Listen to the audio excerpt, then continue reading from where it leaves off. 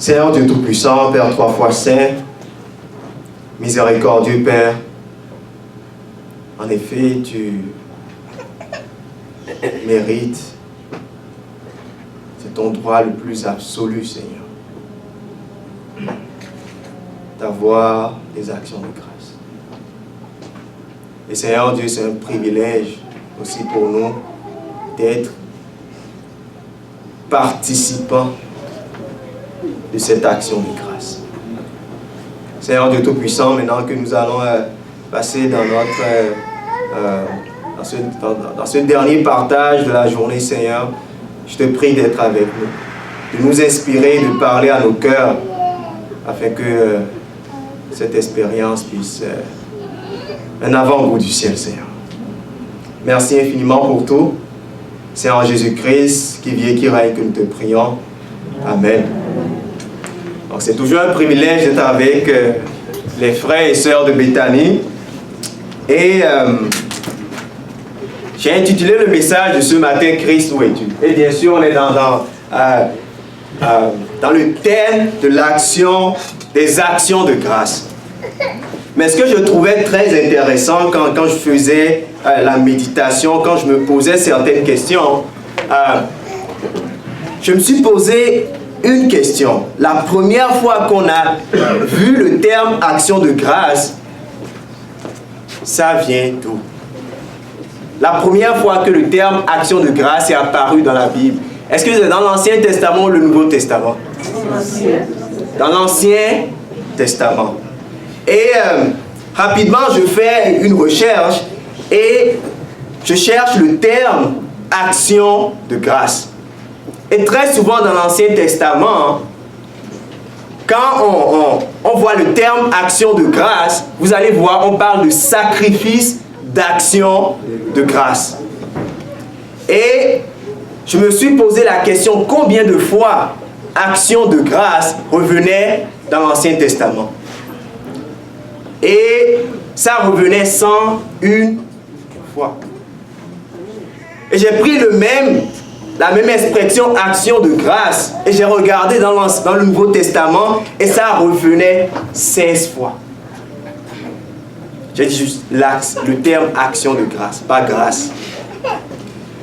Donc il y a plus de versets, si on peut dire, dans l'Ancien Testament qui renferment l'expression exacte action de grâce que dans le Nouveau Testament. Donc je me suis dit, dans quel contexte Dieu a donné l'action de grâce dans l'Ancien Testament? Et ce matin, nous allons voir quelques éléments de cela. Donc, comme je l'ai dit un peu plus tôt, dans l'Ancien Testament, on parle de sacrifice, d'action de grâce. Donc, le sacrifice et l'action de grâce sont deux éléments qui vont de pair. Tu ne peux pas les dissocier. Et en anglais, dans la King James, le terme utilisé pour action de grâce, ou bien sacrifice d'action de grâce, c'est quoi? Non. Peace offering. Peace offering. Oui. Offrande de paix. Sacrifice de paix. Et une autre traduction, on parlait de sacrifice de prospérité. Donc je me suis dit, ça change quand même toute la dimension de la manière dont on voit l'action de grâce. Dieu voit ça dans une dimension de paix. Et nous allons voir quelques passages qui sont intéressants. Ce que je trouvais remarquable avec le système sacrificiel de l'Ancien Testament, c'est qu'à chaque fois, c'était saturé de l'image de Jésus-Christ. Et nous allons voir ce sacrifice d'action de grâce ce matin. Certains éléments qui se rapportaient à cela. Comment ça pointe vers Jésus-Christ et tirer quelques leçons qui sont assez intéressantes pour nous. Est-ce qu'on est ensemble? Amen. Amen. Donc, tournons notre Bible rapidement dans Lévitique 3, verset 1. Lévitique 3, verset 1. Lévitique chapitre 3, verset. Et on dit, si l'offrande de quelqu'un, je lis dans la version Martin, donc il y aura un peu de différence avec la vôtre, mais on va suivre ensemble. Et si l'offrande de quelqu'un est un sacrifice de prospérité, et qu'il l'offre de gros bétail, soit mâle, soit femelle, il l'offrira sans quoi? Sans défaut. Dans ma version, ça dit sans tare devant l'Éternel. Et il posera sa main sur la tête de son offrande et on l'égorgera à l'entrée du tabernacle d'assignation. Et les fils d'Aaron, sacrificateurs, répandront le sang sur l'autel alentour. Donc la première chose qui allait avec l'action de grâce, il y avait ce sacrifice qui devait être quoi? Sans défaut. Et dans 1 Jean 3, verset 5, la Bible nous dit, « Or, vous le savez, Jésus a paru pour ôter les péchés. Il n'y a point en lui de péché. » Donc ce sacrifice d'action de grâce, ce sacrifice de prospérité, ce sacrifice de paix, porte des éléments qui pointent vers qui? Vers Jésus-Christ. Tournons notre Bible rapidement dans Lévitique qui parle du même élément de l'action de grâce. Vous allez voir. Dieu ne donne rien au hasard. Dans Lévitique 7, verset 32, ça parle encore du sacrifice d'action de grâce. Et ça nous dit, est-ce qu'on est ensemble? Si vous lisez le verset 29, Lévitique 7, verset 32. Dans le verset 29, ça nous dit bien le contexte. Celui qui offrira le sacrifice de ses prospérités à l'Éternel. Donc on parle du sacrifice d'action de grâce. Au verset 32, ça nous dit, vous donnerez aussi à qui? Au sacrificateur pour offrande élevée, l'épaule droite de vos sacrifices de prospérité. Celui d'entre les fils d'Aaron qui offrira le sang et la graisse des sacrifices de prospérité aura pour sa part l'épaule droite. Donc, pourquoi l'épaule droite? Tournons notre Bible dans Ésaïe 9, verset 6. Ésaïe 9, verset 6.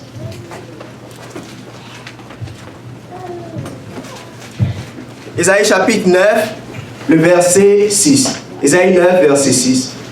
Si vous êtes là, dites Amen. Dans le verset 6, est-ce qu'on est là? Ça dit quoi? Est-ce que quelqu'un peut lire dans l'assemblée? Venir à l'empire de l'accroissement et une paix sans fin au trône de David et à son royaume l'affermir et le soutenir par le droit et par la justice. Dès maintenant et à toujours, voilà ce que fera le zèle de l'Éternel des armées. Parfait. Donc je vois que c'est le verset précédent parce que en anglais, en français, des fois il y a un décalage de verset. Donc dans le verset 5, ça dit, car l'enfant nous est né, le fils nous a été donné et l'empire a été posé sur quoi? Sur son épaule. Et on l'appellera son nom, admirable, le conseil, le Dieu fort et puissant, le Père d'éternité, le prince de quoi? Le prince de paix. Donc, dans votre version, ça dit le gouvernement sera sur quoi? Sur son épaule. Donc, quand l'épaule revient au sacrificateur, c'est juste pour pointer à Christ, le souverain sacrificateur ultime, qu'il aura le gouvernement total. Ça pointe encore à Jésus-Christ, qui est le prince de paix et qui aura le gouvernement sur son épaule. Donc rien n'est au hasard. Quand l'épaule est donnée au souverain sacrificateur, c'est pour montrer l'œuvre que Jésus-Christ devait faire et la place qu'il devait prendre. On va aller dans Lévitique 7, verset 15, et ça va être le dernier. Lévitique 7, verset 15, on revient encore. Lévitique 7, verset 15, restons ensemble. Lévitique 7, verset 15 et 16. Lévitique 7, versets 15 et 16. Ça nous dit ici, mais la chair du sacrifice d'action de grâce et de cette prospérité sera mangée le jour qu'elle sera quoi offerte, et on n'en laissera rien jusqu'au matin. Que si le sacrifice de son offrande est un vœu ou une offrande volontaire, il sera mangé le jour qu'on aura offert son sacrifice. Et s'il y en a quelques restes, on le mangera quand? Le lendemain. Mais ce qui sera demeuré de reste de la chair du sacrifice sera brûlé au 3e jour. Donc, la chair pouvait être mangée le premier, le deuxième, mais le 3e jour, la chair ne pouvait pas être mangée. Parce que le 3e jour, la chair ne devait pas connaître la corruption. Quand on parle de Jésus-Christ, la Bible nous dit, dans 1 Corinthiens 15, verset 3, « Je vous ai enseigné avant tout, comme je l'avais aussi reçu, que Christ est mort pour nos péchés selon les Écritures, qu'il a été enseveli et qu'il est ressuscité le 3e jour. » Et David dit, dans Psaume 16, 10, « Car tu ne livreras pas mon âme au séjour des morts, tu ne permettras pas que ton bien-aimé voie la corruption. » Donc, cette chair qui ne devait pas être mangée le 3e jour pointait vers Jésus-Christ, qui ne devait pas connaître la corruption et pointait vers la résurrection de Christ au 3e jour. Donc, quand Dieu parle du sacrifice d'action de grâce, il le sature avec l'image de Jésus-Christ.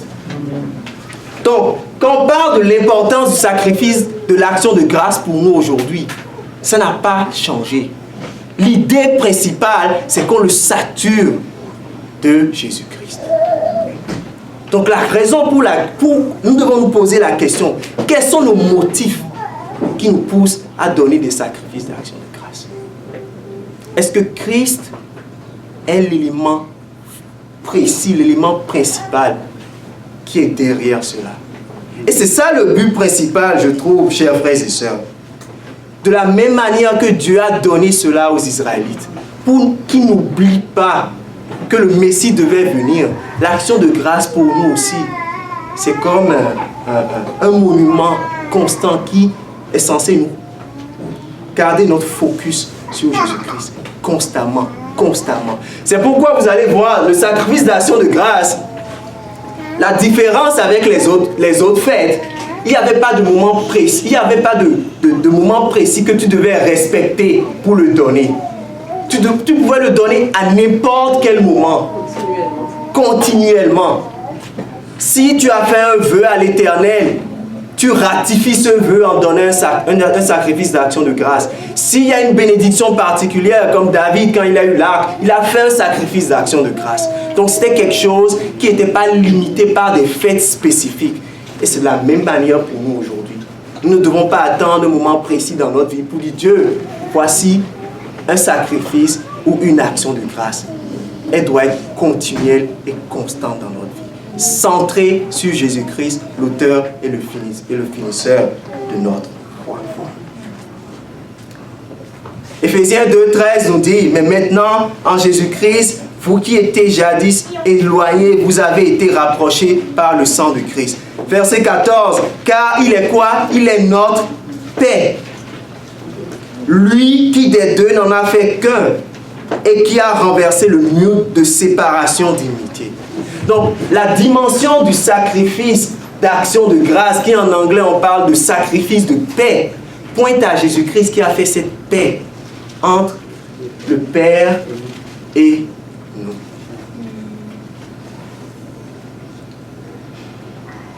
Et quel est le lien entre paix et prospérité? Quel est le lien entre paix et prospérité? En réfléchissant à ça, la paix fait référence à une réconciliation, n'est-ce pas? Le péché nous a séparés de Dieu. La paix fait référence à une réconciliation.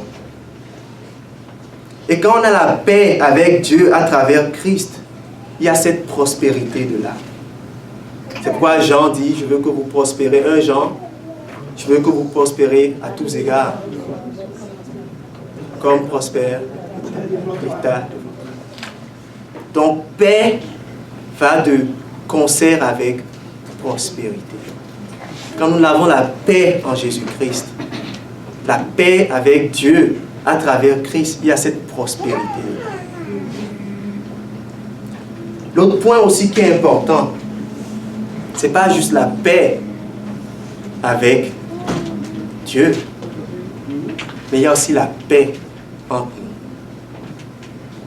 La paix au sein des membres de l'Église est l'avant-goût de la prospérité du corps de Christ. Et la question que j'ai pour nous ce matin, est-ce que nous avons la paix l'un avec l'autre? C'est ça l'idée principale. Est-ce que ici à Béthanie, en tant que frère, en tant que sœur, en tant qu'enfant de Dieu qui vient ici chaque sabbat, est-ce qu'il y a un frère de l'Église avec lequel nous n'avons pas la paix? Est-ce qu'il y a une sœur de l'Église avec laquelle nous n'avons pas la paix? Donc Dieu est en train de nous dire aujourd'hui, ce matin, la paix, pas juste avec Christ, pas juste avec Dieu à travers Christ, mais la paix entre nous. Nous pouvons venir chanter, faire des actions de grâce, mais l'idée, le raisonnement, le principe derrière, c'est qu'il y a une paix entre nous. Amen.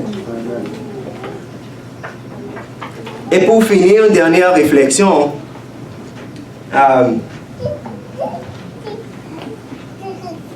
Nous croyons fermement que nous sommes dans la période du Yom Kippour, n'est-ce pas? Donc, cette période du jugement investigatif. Et je réfléchissais à comment les Juifs, ils gardent le Yom Kippour. Et là, je fais des recherches, je me pose des questions, parce que, tu sais, c'est à eux quand même qui a été donné le modèle initial, si on peut dire. Et je me suis, en lisant, je me suis rendu compte que quand ils sont dans cette fête, vous savez ce qu'ils font? Ils appellent toute personne avec qui ils ont un problème.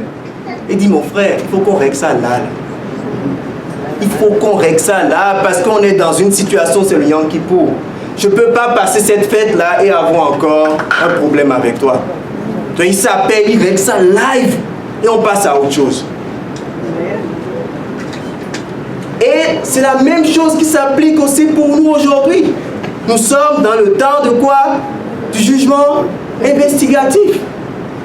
Donc pourquoi risquer de perdre le salut en ayant des différends ensemble? Vous avez compris, chers frères et sœurs? Oui. Donc quand on parle d'action de grâce, sacrifice d'action de grâce, c'est cette dimension-là aussi que Dieu veut nous apporter. Donc si on résume, Christ au centre de tout ce qu'on fait. La paix avec Dieu à travers Jésus-Christ. Et non seulement la paix, mais la paix en nous. Donc je ne sais pas les résolutions que vous avez faites pour la nouvelle année. Mais l'une des résolutions, si on sort d'ici, là, c'est de voir le frère ou le sœur avec qui on a un problème et de dire, cher frère, chère sœur, action de grâce, oui, il faut qu'on fasse la paix. Amen. Pourquoi? Parce que si on veut que notre sacrifice soit accepté de Dieu, il faut qu'on suive les principes que Dieu a établis. Amen. Amen. Amen. Donc, nous allons prier et demander à Dieu de nous donner la force de faire ça. Je suis sérieux. Je ne parle pas parce que c'est nice de parler, mais je le parle parce que nous puissions le mettre en pratique. Il faut qu'on se resserre, qu'on se serre les coudes, parce qu'il faut finir cette course. Il ne faut pas manquer le ciel. On parlait du ciel, on parlait de ces images de la félicité. Mais Mais pourquoi manquer cela alors qu'on a des différends l'un contre l'autre? Que Dieu nous aide. Donc prions. Prions. Seigneur Dieu Tout-Puissant, miséricordieux Père, nous avons le privilège de voir, d'avoir ce sacrifice, d'avoir ces images qui pointent vers Jésus-Christ. Et oui, nous ne sommes plus censés garder ces fêtes, mais les images demeurent pour nous apprendre des leçons jusqu'à aujourd'hui. Et Seigneur Dieu, en faisant ces actions de grâce, permets-nous de ne pas oublier que Christ doit être au centre de tout ça.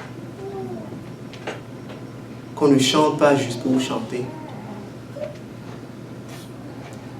mais que tu sois au cœur. Seigneur Dieu, tu nous apprends que tu veux notre paix et tu veux notre prospérité. Père, si il y en a des frères et des sœurs ici qui ont des différends et qui n'ont pas la paix, je t'implore, Seigneur Dieu, que tu puisses mettre dans nos cœurs, dans leur cœur, l'importance d'avoir cette paix entre eux. Pourquoi, Seigneur? Parce que nous voulons que ton Église prospère spirituellement et prospère dans toutes les sphères de l'œuvre à laquelle tu nous as appelés. Donc, Seigneur Dieu, que cette parole ne tombe pas dans les oreilles de sourds, mais qu'elle tombe dans des cœurs réceptifs ce matin. Et que nous ne partons pas comme nous sommes rentrés. Et que nous réglons les différends. Et que nous ayons la paix avec toi et la paix en nous. Merci infiniment pour tout.